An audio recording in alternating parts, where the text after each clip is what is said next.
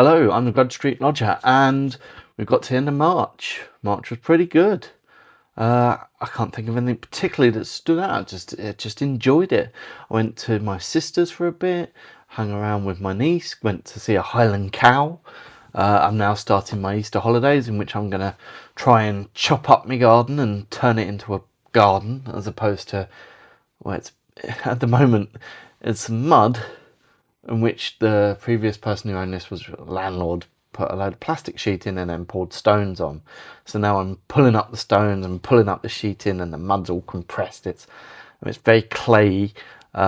You could make a pot, I think, out of some of that mud, and so that's my plans. Let's look at what I read. So at the end of the month before, January, February, I had got into John Collier, and I'd read Tom's a Cold, so I read another John Collier, an earlier one, His Monkey Wife.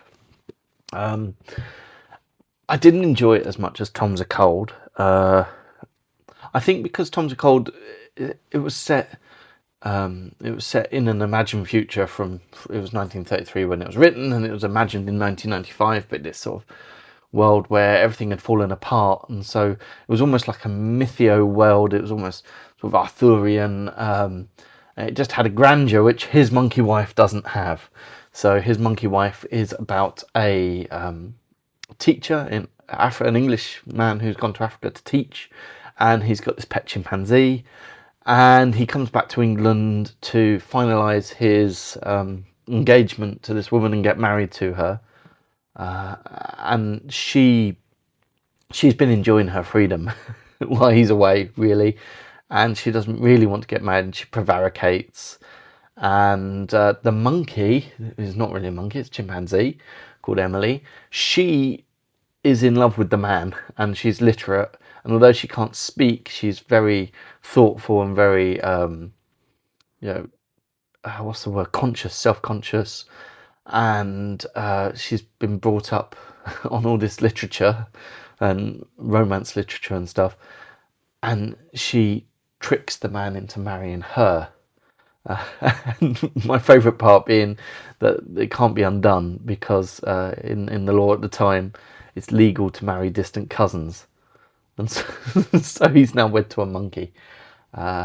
The twist, and it's a very misogynistic twist, is that the monkey is a far better wife than the woman could ever be, and that's part of the problem. It's steeped in this kind of late Edwardian, early 21st century. It's not trying to be racist in the Africa sections, but it is. Just inherently the way that the people around are not fully people. And then it's very misogynist. It's all against the new woman, the bicycle riding, the woman who's got her own life. God forbid. What you want is a nice, submissive chimpanzee that's going to be the dutiful and, most importantly, quiet wife. And so all of that, even though the book itself is written in a very jumpy, springy, sprightly way, and it's well written, and you could see when he's writing it, he's just got, this is a fun, silly concept, of which apparently in his short stories he's really good at finding a silly, fun short concept. There's one about man-eating plants, which inspired Little Shop of Horrors, for example. And so he's got this fun, silly concept, and he's telling it in this sprightly, fun, enjoyable way, but it just has all these assumptions which rub the wrong way now. So you have to sort of park that when you're reading it, enjoy it for what it is. But then when you finish reading it, you bring that back and you think, the enjoyment of it is lessened by that. And so I preferred it when he was dealing with this. There was a lot of misogyny and stuff in Tom's a Cold. The men go out and steal women, essentially, but because of the framing of it in this sort of mythio dystopian future, it hit differently. But His Monkey Wife, it's a well-written book that has dated, basically. Most of the books I read this month were from the Book of Forgotten authors that I read in February. So this was another one. The Wooden Overcoat by Pamela Branch. I'd actually read a Pamela Branch a few years ago called The Lion in the Cellar. And my thought of that was it was a very, it would make a brilliant Ealing comedy. And looking at other people's descriptions of her books, I think everyone who reads it goes, yeah, this would make a really good sort of dark, Kind Hearts and Coronets, Lady Killers type Ealing comedy. The Lion in the Cellar got a bit confusing. It was all about hiding these bodies, and there was also a stuffed lion and all this sort of stuff.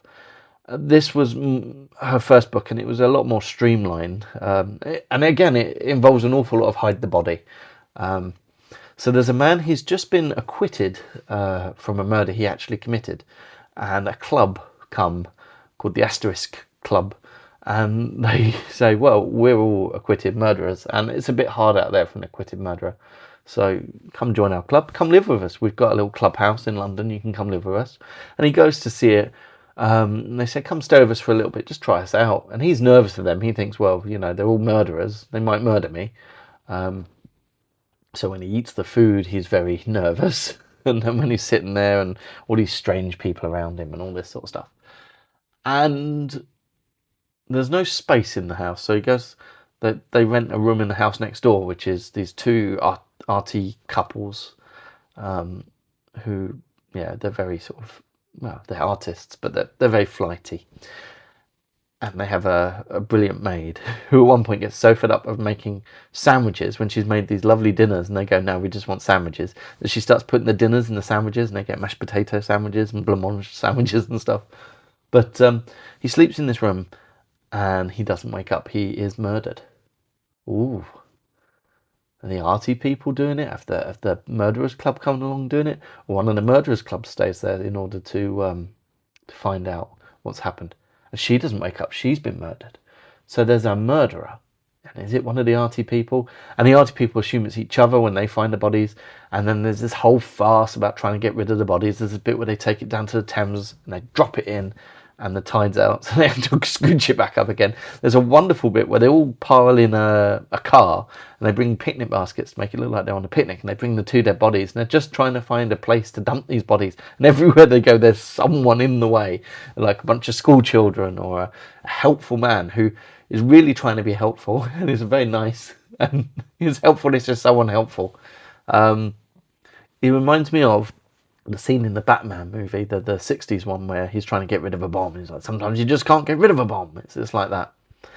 And in the course of it, the murderer is revealed. It wasn't a surprise to me, it has to be said, because the murderer talks like a policeman. There's the character who comes in. They're kind of suspicious. They're strange and they talk like a policeman. I think that might be our murderer. And then there's this whole thing about the murderers club trying to infiltrate the artist's house and everything going wrong. And it's a farce. It's a farce with a dark edge, but all the death, murder and all that is very cartoony. So it doesn't feel dark or grim or anything like that. It's good fun. Now the next one is a book. It's weird. It's another one from the Forgotten Authors. It's called Hell Said the Duchess by Michael Arlen. He mainly wrote sort of not It Girl, sort of 1920s stories. There's one, The Woman in the Yellow Hat. It's all about romance and things. This is about a murderer known as Jill the Ripper, who's some woman who's going about killing people in very horrible ways. And the detectives find that everything points to this Duchess called the Duchess Dove.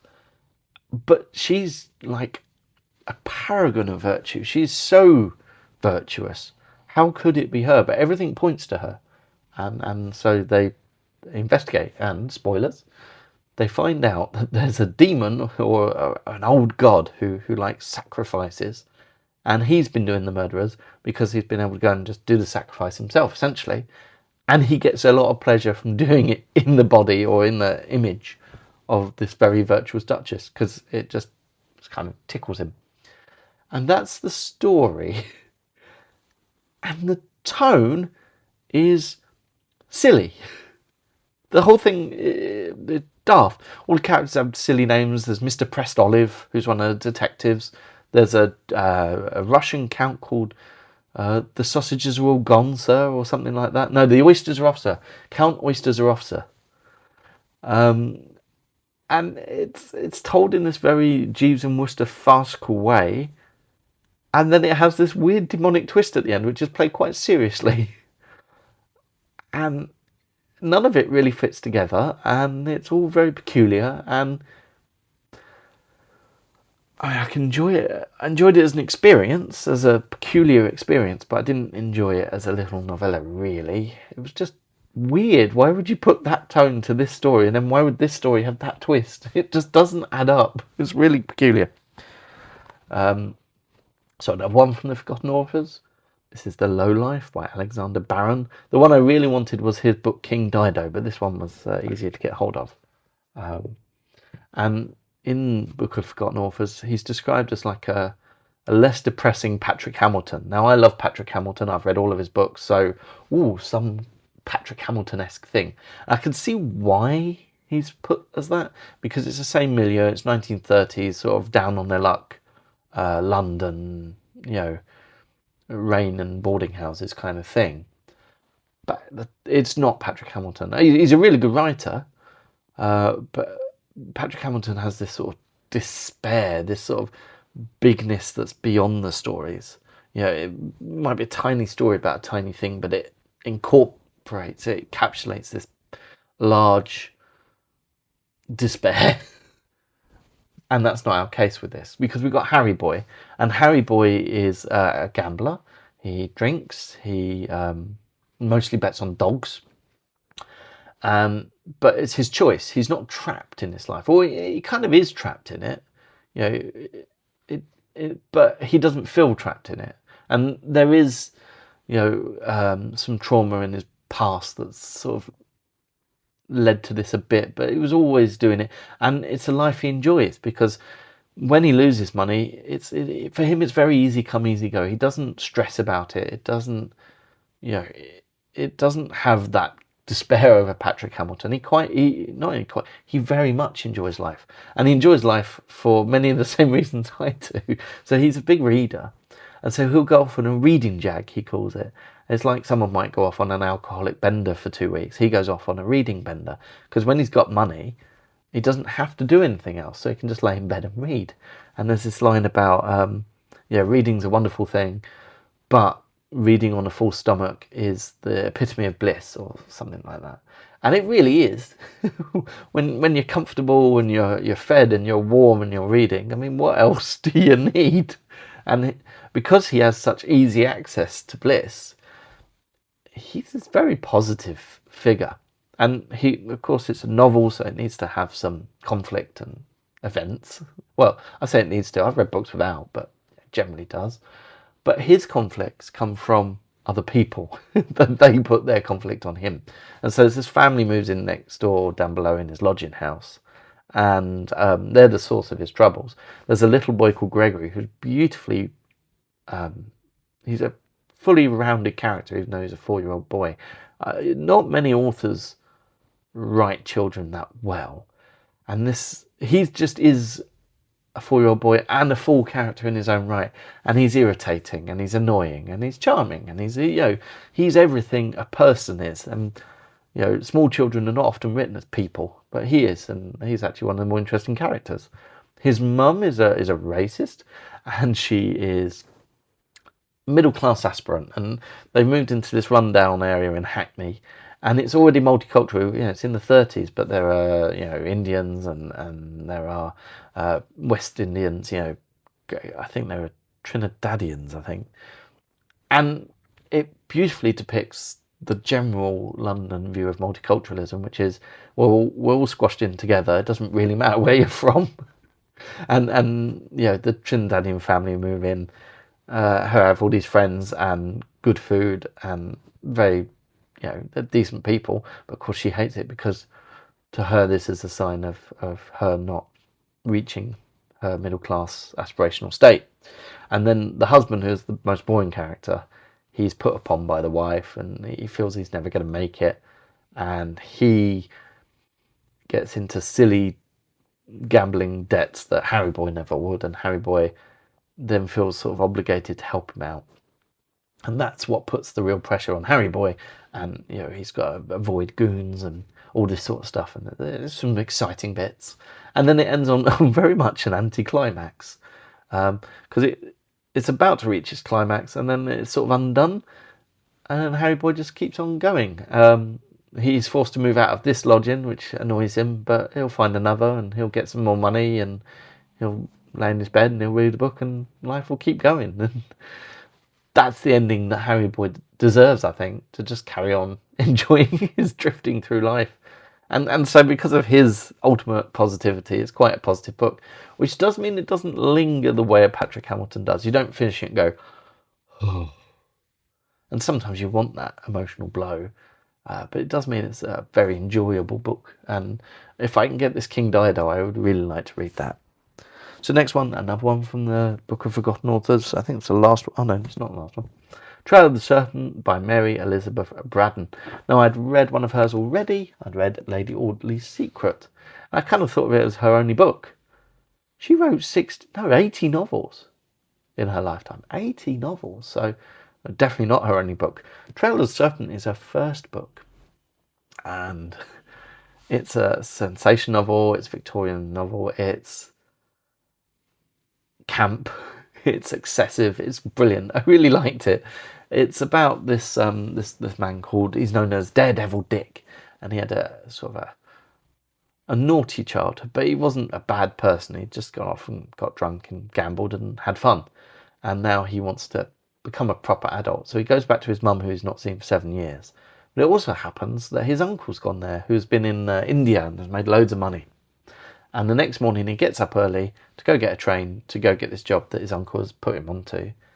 Unknown to him, his uncle's been murdered, and he gets accused of the murder, and he's about to get hanged, and he has to feign insanity just to keep his life. And then there are other people outside who are working on trying to find what really happened. Now, we already kind of know what happened because we've also been following Jabez North, who is the evil, essentially teaching assistant who is very good at gymnastics, and he has this whole plot and all the bits of the plot. He's the one where all the coincidences collide. He has doppelgangers in his story. He has twins. He has poison. He has fake poison. He has poison that makes you fall asleep. He finagles his way into this marriage to get this fortune. And spoilers again for a very old book. But the fortune is one he's actually kind of the heir to, because he is the secret love child of the father of this family. So he's married his, I think she's his cousin, because she's the niece. So actually that's normal for Victorians, but he doesn't actually have sex with her. There's a big plot about opera singer who dies during the opera, but does he really die? There's this whole bit in the insane asylum, and she's having great fun with all the insane people who think they're someone else. In Napoleon talking to King Leopold, talking to Catherine the Great of Russia, and all of this. And the best bit are some of the locations and some of the side characters. So it all starts off in this very dreary industrial town somewhere called Slopperton on the Sloshy. And it's, I think it's a combination between Middlemarch and Royston Vasey. It's this wonderfully drab Victorian working town, described in this just over the top way. And the beginning is almost Dickensian. It's almost a bit like the beginning of Bleak House. It's the rain and the bad weather falling on the streets of Slopperton. And the wind is whispering you to kill yourself, and the mist is trying to drive you to insanity, and all of it is bad. It's brilliant. I love it. And in the insane asylum, it's good fun. And in London, we have a club of roisterers who become sort of, ouch, cramp on the foot there, who become amateur detectives. And then there is a detective, but he's dumb and he talks through sign language. And he has Cluppins, who's like a waif who's become his housekeeper, and she's a good character. And then they bring up this foundling who's called Sloshy, and at the age of 8, he's like a junior detective, and he's a really good character. And Braddon doesn't take it seriously. She's having fun with it, and we have fun with it, and everyone has fun. So yeah, it's good. It's really good. One of the characters tries to escape by hiding in a coffin, and the way it's teased, it's really, really good. Like that. Now, the next book is nominally non-fiction. It's not from Forgotten Authors. It's called Little Legs, Muscleman of Soho by George Tremlett. And it's about this man here who is called Royston Smith, otherwise known as Little Legs. And it's not really a biography.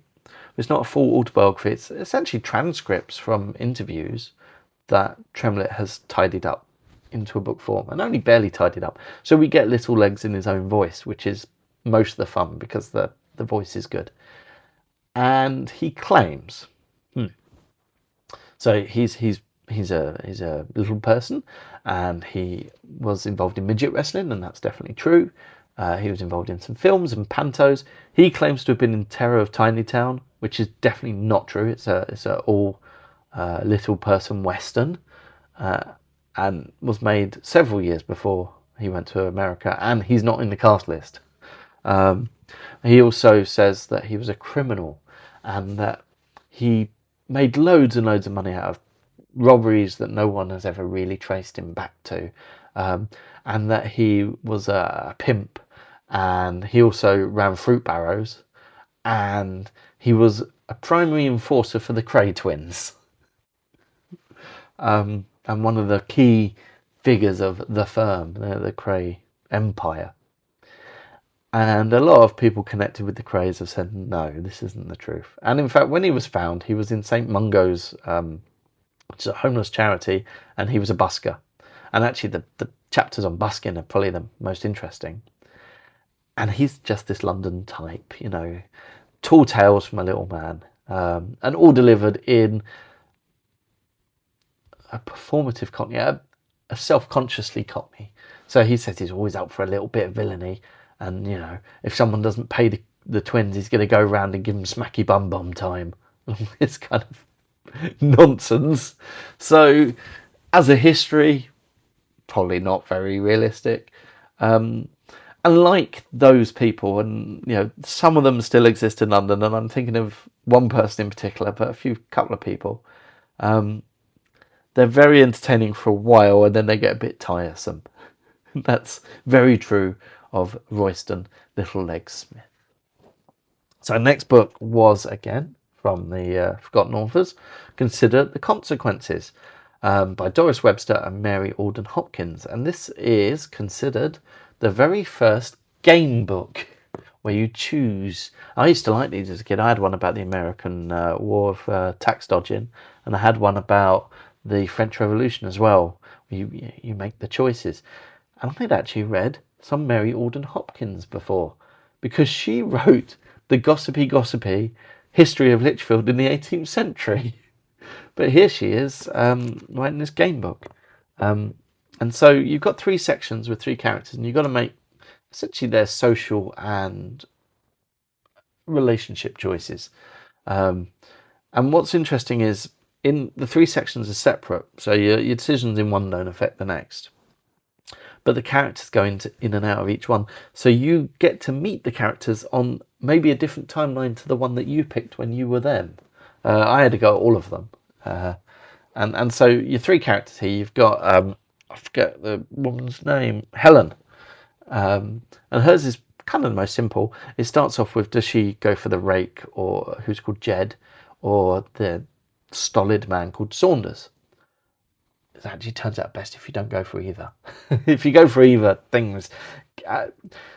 she goes this very self-abnegating... there's some very dark places she can go to if she goes with them. If she avoids both of them, she can have a really nice relationship with an artist, have a decent career, and really enjoy life. So that was my favourite ending for her. Hers was quite simple. It was almost to introduce the concept, I think. Jed's is the most dramatic, which weirdly Helen's a very minor character in. So he might be one of her 2 key choices. She's very much an also-ran in his story. And nearly all of his endings are terrible. His involve things like murder and suicide, and it's whether he goes for the rich debutante his mum wants him to go for, whether he goes for the woman he knocked up when he was in college, and there's very few good endings for him. largely because his mother is such a harridan. And then Saunders. So my first Saunders playthrough was a solid, decent life that was very dull. And he comes across as very dull, but he actually has the biggest variety of anybody. So he can become a criminal mastermind. He can become somebody who gives all of his life essentially to set his family up. Where he raises uncling to a fine art, which I would like to do myself. Or there's one where he's doing well, but then he meets this woman that he feels sorry for, and that just leads into this terrible spiral. Or he can get a life where he has it all. So yeah, it's good fun. It's not very long, and I enjoyed. I looked at some of the reviews, and some of the people were very much against the moralising element of it, but I enjoyed that. I like that. I like the idea that you were taking these little morals, and the main moral in it really is to balance standing up for yourself with your obligations to other people, and that's a good moral for life, I think. And so the last book I finished this month, not all of this because this is the Gormenghast trilogy. I'd read the first two over time, so now I decided to read Titus Alone, which is the book that Peake was writing when he got ill. I can't remember if it was Alzheimer's or Parkinson's or both or something else. He certainly had trouble with memory and holding the plot together, and you could say that is reflected in the book. Certainly the book was not finished when he died, and so his friend Landon Hughes, I think his name is, sort of put it together and actually cut out less than the original publishers did. And so Titus is away from Gormenghast, and he's untethered, and we are untethered. And so he goes to this city, and the city's almost like a sci-fi place. It's got planes and drones and glass buildings and cars and things. And the city runs on rules he never learns and we never learn. And so everything is strange, unsettling, dizzying. It's a very dizzying book. Everything is almost nauseous at times. And nothing completely makes sense. So there's this character called Muzzlehatch, who has the nose like a rudder, as we are very frequently informed. And he has this car which he drives by laying down. And he has a zoo. And he seems to be representing something. He seems to be representing some sort of rugged individualism and heroism, and it has some heroic moments. But he's also, with this individualism, he's not a friendly person. He communicates very strangely. You never quite know what he's going to do and why he's going to do it. And he's probably the main character apart from Titus. And Titus is this hole. He's this untethered, lost, empty person who's mourning Gormenghast now. He realises that so much of him was shaped by Gormenghast. He doesn't really know who he is when he's not in Gormenghast. And no one has heard of it. And that really sort of affects his mental health. Everyone keeps falling in love with him. This rich lady called Juno does. This scientist daughter called Cheetah does. And the scientist has this huge factory which seems to be just producing death. We never go in, but that's strange. At one point, Titus goes to this sort of out colony called the Under River, which is literally a town under the river. And they're peculiar people there. There's this author called Crab Claw, Crab something, who is he sits on a throne essentially of the remainder copies of the work that no one wanted to read. There's these two characters called the Veil and the Black Rose, and the Black Rose had been this prostitute who'd been imprisoned in this camp, and the Veil had been a guard, and he got her out, and now she was his slave. And he's really viscerally creepy, and it's not an easy book, and it's not a pleasant book. And yes, Gormenghast was full of oddballs and weirdos, and bad things happened. But we spent so long there, and it's so rigid that we kind of learnt the ropes at Gormenghast. We never learn the ropes of this city. We are always, what's this? And part of that might be because of how it was written, but part of that is definitely intent. It's psychedelic. It's fever dreamy. It's bright and fast and flashy. There aren't lots of these very long, slow descriptions as you go in Gormenghast. It's all very, bit much. And so, I didn't enjoy it as much as the Gormenghast books, but it was gripping, and it grabs you and it holds you, and so it's still a very, I think, artistically warranted book. I can see why people don't like it though, and I don't know if I liked it. No, there were bits I enjoyed. I enjoyed it without liking it. That doesn't make much sense, but you enjoyed the sensations of it. The sensations were real, even if they weren't always pleasant. So that's what I read this month. Pretty good collection of stuff, really.